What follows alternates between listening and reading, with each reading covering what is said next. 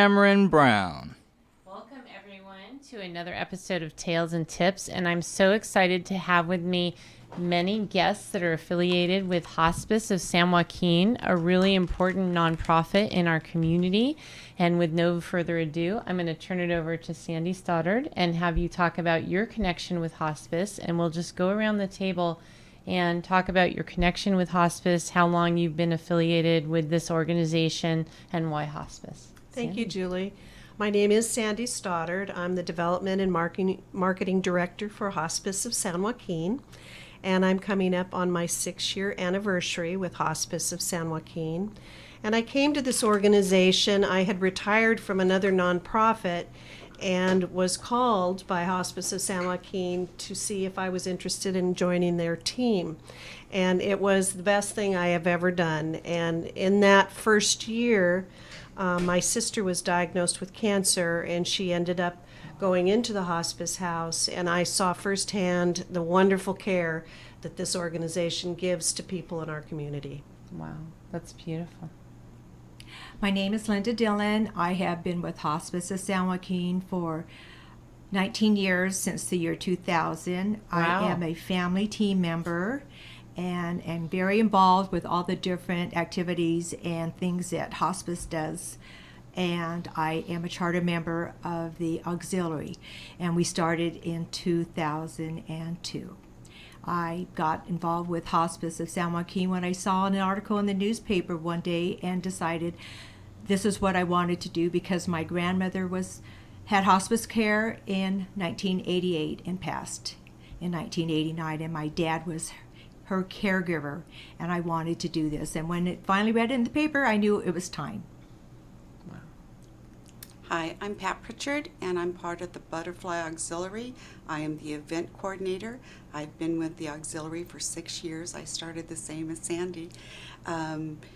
And my reason is many members of our family and our church organizations have been to hospice and had the care, and that just gave me the inspiration to be part of that team. Beautiful. And let's back up a little bit. Let's talk about what hospice is as an important nonprofit in our community, how they differ from other hospices, and the different services that you offer. Yes, Hospice of San Joaquin has been in San Joaquin County since 1980. Next year we'll be celebrating 40 years of service to people in San Joaquin County and beyond. We actually go into Rio Vista, Escalon, so we do reach out into neighboring counties. We provide a variety of services. We provide grief support. We have chaplains, social workers. We have, as Linda said, family team members, volunteers who visit families, sit with patients, go into the home, help with light chores. We are there for our families from the beginning when patients are diagnosed and come onto our care until the end, and then even after. That's where our grief support comes in. We have a Camp Caterpillar coming up at the end of September, and that camp is for children who are experiencing the loss of a loved one, and it is a grief support day camp. People can register for that by going to our website, but that's a very important program that we have. We also have our transitions program. Our transitions program is for people who are not quite ready for hospice, and that program is available to members of our community. We also have a new palliative care program, which is for patients, again, who may not be quite ready for hospice, but who can come on to our program, onto our palliative care program, and receive nursing visits and support. We have a pet therapy program. Yay. We have I'm so our, excited to hear that. I thought you might like that, Julie. We have our dogs that and their handlers who visit patients in the homes and at nursing homes. We provide our our families with support through our Teen to Teen program, Kids Corner. So we have a variety of support groups that happen all year long for Wonderful. our families. So Hospice of San Joaquin is the only hospice with a hospice house, and that's where Pat and Linda come in. Part of what they do as being part of the Auxillary is they raise money for our hospice house. That hospice house is located on our campus across the street from the University of Pacific at 3888 Pacific Avenue. And these ladies in the Auxillary last year raised over $320,000 Wow. to support the hospice house. It is our crown jewel. It is the only hospice house in San Joaquin County. It is a 6-bed facility, and it is available, as I mentioned earlier, it was available. I'm so grateful for my sister being able to be there for the last 2 weeks of her life. So let's go back and let's give some contact information. I'm glad that you gave the address. Let's go over website, phone number, and let's talk about how someone qualifies for hospice, because you alluded to there are certain patients that might be ill and benefit from your services, but they're not quite at the level of hospice. Okay. Patients they can self-refer to Hospice of San Joaquin. They can call our number at 957-3888, or they can have a family member. You can come by our office and ask for intake, and we will have someone speak to you about how to come on hospice care. And again, not every patient may be ready for hospice care, but we have programs for those people as well.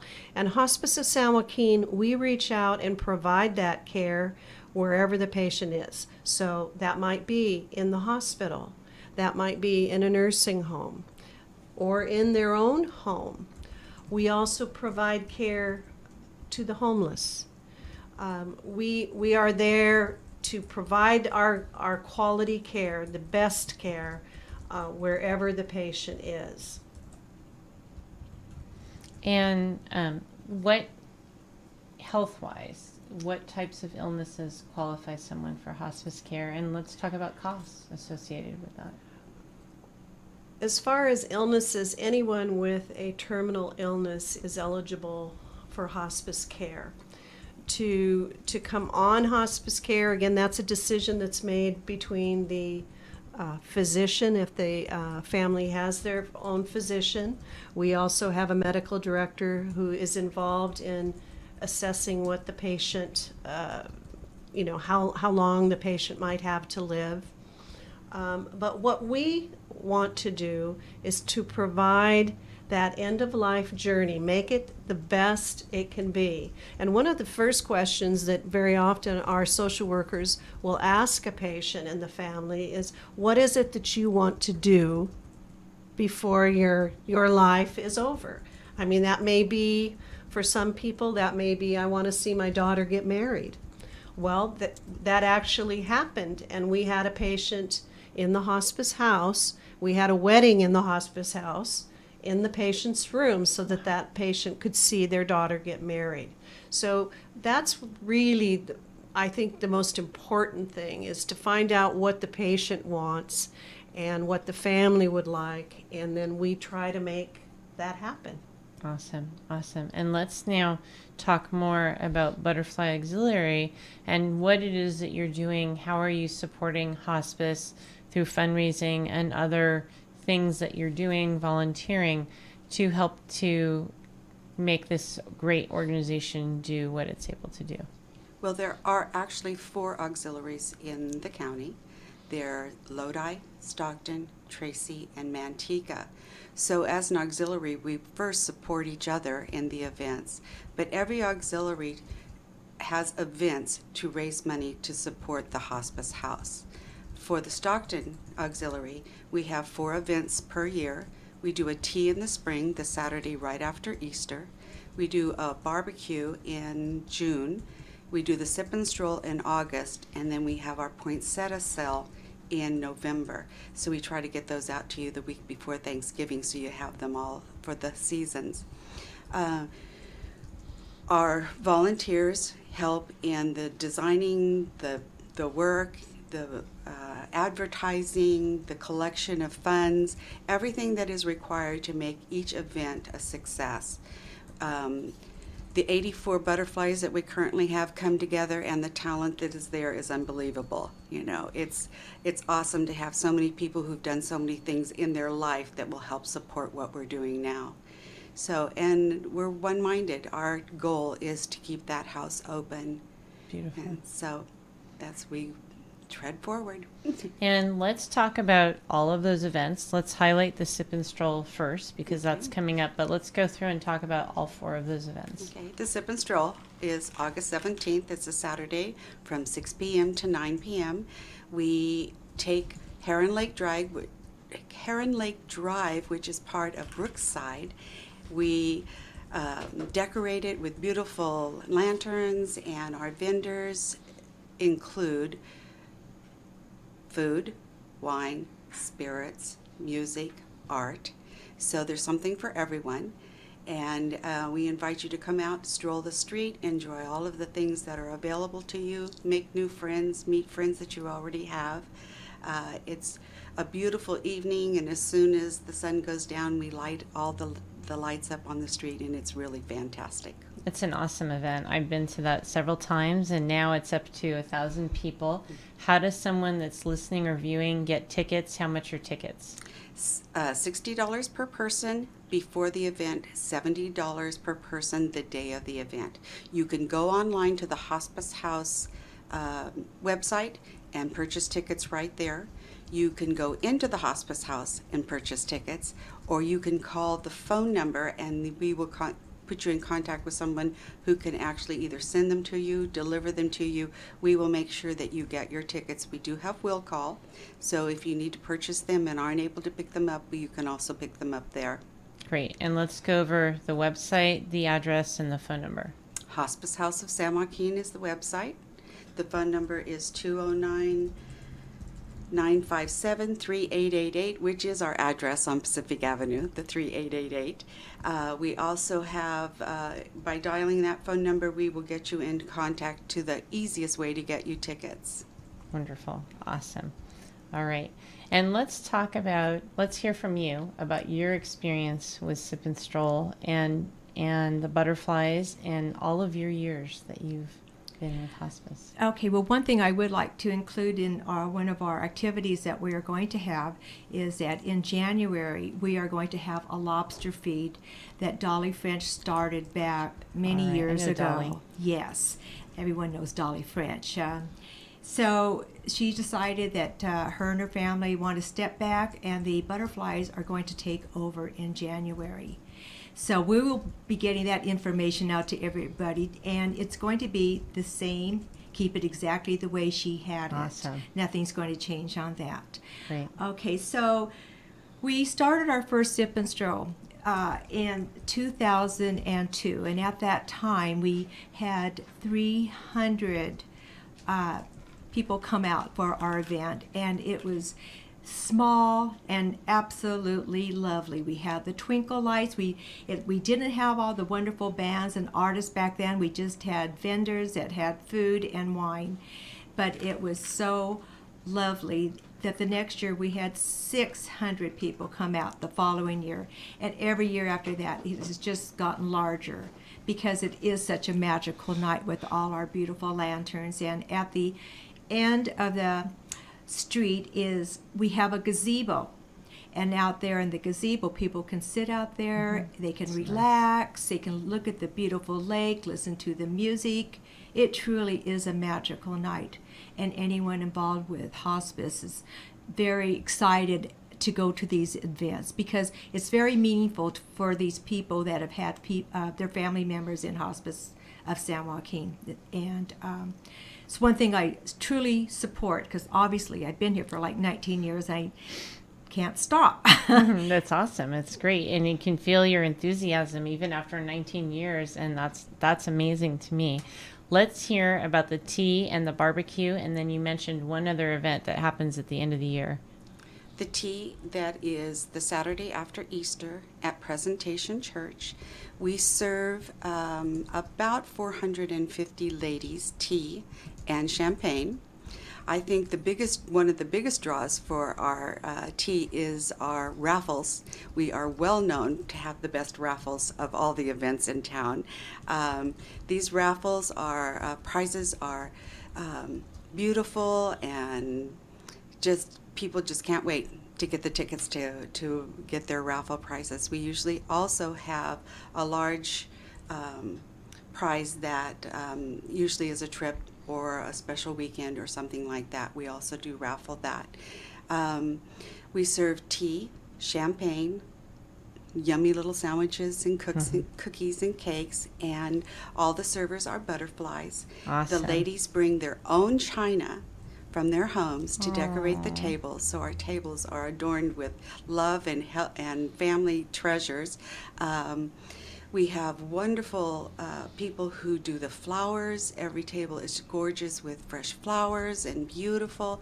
And you walk in and you just can't believe that it's so beautiful. Awesome. And the ladies, I think a lot of people use this as a gathering place for friends who don't have a chance to meet, throughout the year, because they love to come and talk and meet each other and have a really, really good time. That sounds awesome. I'll have to put that on my calendar for this coming year. And the barbecue, you mentioned a barbecue. The barbecue is usually in June, and it was initially started to help our other larger events, which now it has become its own event. There are approximately 250 people who attend, and it's a great dinner that usually is presented by Bud's Seafood Grill. Awesome. And we have usually a different theme.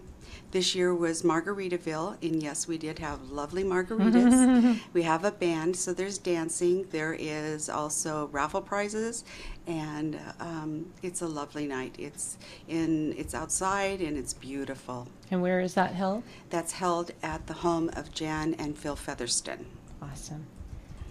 And then you said at the end of the year, there's another event. We do a poinsettia sale, which we offer the poinsettias and we also deliver them. Oh, wow. So for any business or company that is planning to do decorating for the holidays, we provide them with beautiful poinsettias that are locally grown, and we will deliver them, and that is kind of the best part, that they don't have to go out and pick them up. That's amazing. We do a lot of poinsettias for current patients that are part of the hospice programs, and they are very welcome. You can see the smiles on people's faces, and our nurses love being able to take them to their patients. That's awesome. So it's really good. And again, like our other events, they have grown by the year because people enjoy them and want to support us. Wonderful. Sandy, let's come back to you, because one thing that I was introduced to at the Sip and Stroll that I thought was absolutely amazing is the teddy bear. Let's talk about that and what that is, how that came about, what that means to people. The Memory Bear program we started about 3 years ago, and it was the idea came from a volunteer who had seen this program in another area. And basically what it is once a patient passes away, if the family would like us, our volunteers, to make a memory bear, they bring in an article of clothing and we will make a memory bear for that family. If the patient is one of our patients. If someone who has lost a loved one and they haven't been a Hospice of San Joaquin patient, we will still make the memory bear for them, but there is a small charge for that. And we have made, or our volunteers have made, over 400 bears. Wow. And we are still making those bears, and that has been a very well received program. And our chaplains and our grief support groups, we always have a sample memory bear there for them to see what that is and what that means. They're beautiful, and I thought that was such a unique thing and so personal, so heartwarming, And I can't imagine what that means to the family, especially if there's a young child in that family. That's huge. Earlier, when you and I were talking, you talked about how many people in the community you're helping on a weekly basis and annual basis. Do you want to share that? Because it's breathtaking. Well, as of today, our census was over 200. I think that's the most I've seen. That's the number of patients that we're providing care for every day. Wow. And that can be, again, in the home, in the hospital, in nursing homes, wherever the patient is. Overall, I believe last year was around over 1,400 total. So we see a lot of patients. We are growing.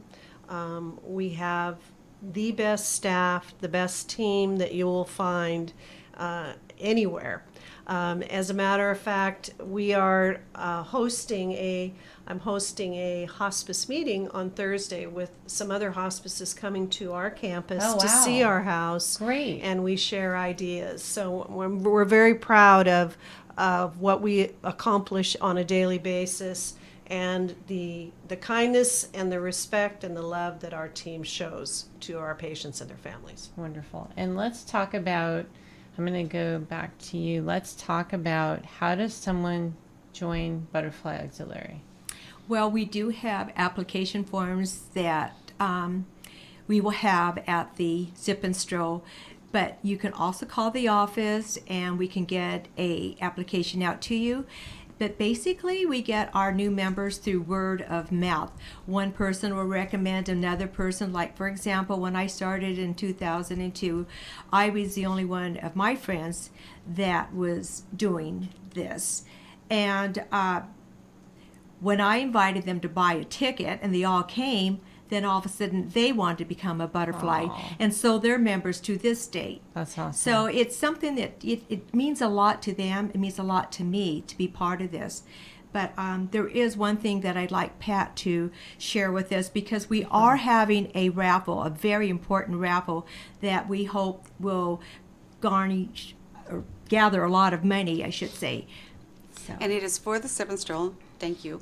And you do not need to be present to win this. It's a week in Hawaii with additional money for airfare and for food while you're there. The tickets Wow. are $20, and if you call the number, we can make sure that someone gets the tickets to you. Of course, you can buy them at the Sip and Stroll on Saturday, and it's a really tremendous, and it's the island of Maui. And so again, Maui, 7 days, Wow. $800 towards your airfare, $300 towards your food, and it's a raffle of $20. And what number you call to get the tickets? You can call the hospice house number, and they will make sure that somebody gets the information, including Linda or I, and we'll make sure that if you want tickets, we get tickets to you. And let's repeat that number, and also, when is the drawing? Area code 209-957-3888, and the drawing will be Saturday night towards the end, around 8 o'clock at the Sip and Stroll. Awesome. That's excellent. Excellent. I'm glad that you mentioned that also. So let's just go around and talk about, again, why hospice is so meaningful to you, and if there's anything that we haven't touched on that you'd like to talk about. Okay. I would like to say again that having experienced the hospice care that was given to my sister, that is what kind of drives me, I guess. And then, of course, the privilege of working with these ladies and the entire auxiliary. I know that I am envied by other nonprofit directors, because I have this group of women and men, some men, that are so dedicated to this cause. And people need to understand, and part of what we're trying to do is to educate people that hospice is, it doesn't mean that, oh, I'm going to die tomorrow. It really means that it's a level of care and education that we're able to give to families to help them prepare for the end of life. And so that is really what one of our primary goals is educating the community about what hospice means, and that it's actually, once you have been through it, I think then people really begin to understand what that word means, and that it is a very positive thing. Well, and Pat mentioned earlier that someone that works in a funeral home refers people to you because of how much you're helping Right. people through a very difficult and critical time And in they their life. sometimes don't even know they need help, but then as the days pass, they realize that they possibly could use some help. I also wanted to add, I just had another thought that some people don't realize. Two things is that we take care of babies as well as older people. So hospice is there for all ages. Wow. We took care of a baby a year or so ago that was probably they felt wasn't even going to be able to go home. And that family was able to take their baby home, and the baby lived for about 7 months. And they were so grateful that they had that time with their baby. So that I wanted to add that it's all ages. It's not just older people. Hospice is there for everyone.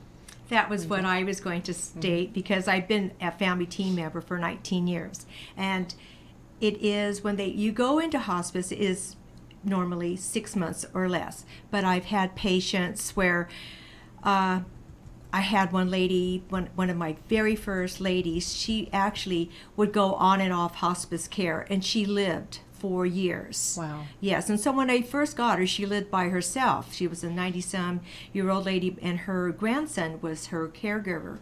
But I would go over and have lunch with her and bring her lunch, and we had a wonderful relationship. And my last patient, I had him for 2.5 years, so it's not a death sentence. And I hope people don't think that because you're in hospice care, that it is a death sentence. You will get the best care, and you will have love and be surrounded by people that really care about you. My patient now is a baby. This baby was supposed to live 1 day. It has now been a year and a half, and I still have this baby. He has the love he gets from his family, but also the wonderful care that hospice provides this child from the doctors, the caregivers, the social workers, the family team members, everyone involved with hospice. This baby is thriving. Lots of medical issues, of course, but just right for now, he's thriving. That's Year and a half awesome. later, could not say any. The family is just extremely happy that we are involved, and thanks us all the time. They are so happy. And how many butterflies are there? And when you talk about patient care, can you be more specific? How are the butterflies working with the patients? The butterflies do not work with the patients. That is, it's an auxiliary. And our goal is strictly to raise money for the hospice house. That's what we do. Okay. But I have like 2 jobs. I started as a family team member. This is what I wanted to do. But when they started the auxiliary and asked me to become a member, then, I didn't know what I was getting myself into. But here we are, 17 years later? That's amazing. Yeah, still raising money for the hospice house. And I was on the capital campaign when the hospice house was first started. Back in 2002, Barbara Tognoli started this thing for the hospice remember house. Barbara. Barbara's a lovely, Awesome lovely lady. lady. We opened in 2004, but I was on the capital campaign for that Awesome. hospice house when we first started. So, of course, I want to stay involved. It means it's very, very dear to my heart. Amazing devotion. That's beautiful. Pat? I think one of the things that I learned when I became part of the organization, I think I was at a point in my life when I wanted to volunteer but didn't know exactly where to go or how to get started or what to do. And we're always looking for talented people who've done things on the outside that'll help benefit us. But what I realized is that no one is exempt. It doesn't make any difference who you are, where you go to school, what religion you are. Nothing will ever stop us from having to deal with this. And there are ways to deal with it in a really positive way, and this is one of them. And so that's kind of my motivation. That's beautiful. In addition, the camaraderie and the friendships that you will get by joining this group of people is unbelievable, because they are talented, loving, caring people, and we're all focused on one goal. Beautiful. Sandy, let's come back to you. You mentioned care for the homeless. What happens if someone needs hospice care and they can't afford it? We take care of everyone regardless of the ability to pay. So That's beautiful. that is taken care of. I did want to add, when Linda was talking about being a family team member, so we have the auxiliary volunteers who are fundraisers, and then we also have a pool of volunteers that do a variety of duties, including family team. So there is a special training for those volunteers that we provide. So anyone that is interested in volunteering generally, I mean, we need volunteers to help us with mailings. We need volunteers to help us with setting up at events. So there are a variety of job duties, and people, again, if they're interested, they can call our office at 957-3888. They can go to our website at www.hospiceofsanjoaquin.org. So there are ways that people can reach out to us, and we would love to have them volunteer. Wonderful. And on that same line, I was going to ask you, obviously money is always needed and volunteerism. What about items? Are there things that you can use? Let's say someone has access to laundry detergent or toilet paper, cleaning items. Is that helpful to you? Those kinds of items are really, that's something that we don't take in. Okay. There are a lot of Medicare rules and regulations regarding supplies that we provide to patients that we have to purchase directly. And speaking also to that, when a person comes on hospice care, as Linda said, sometimes they do get better. So, and I've seen that happen, and that's a wonderful thing. That is a gift as well. But they can always come back to us, and when they are on our care, we do provide everything that they need, and that would include their pharmaceuticals, Wow. any equipment that they need, those Wow. kinds of things. That's so amazing. All right, let's go around and just see if there's anything else that any of you would like to add that we haven't touched on. Well, I think that I would like to say thank you to you and for this opportunity to talk about this organization that I love so much. And I hope that people will get involved and join us at the Sip and Stroll, and go to our website and look at all of the events that we're doing, and consider volunteering and joining us either as a volunteer or as a donor. Beautiful. Awesome. Linda? Thank you, Julie, for letting us come here today, and because it means so much to all of us. And hospice is such a wonderful organization, Hospice of San Joaquin. And I'm just proud to be part of this organization. Get continual training every, once a month. You have to go, go to the meetings. You have to learn, and I've learned so much, and I share what I can with my friends. It is support, but it's just telling people what's out there. This is what we provide. This is what we do.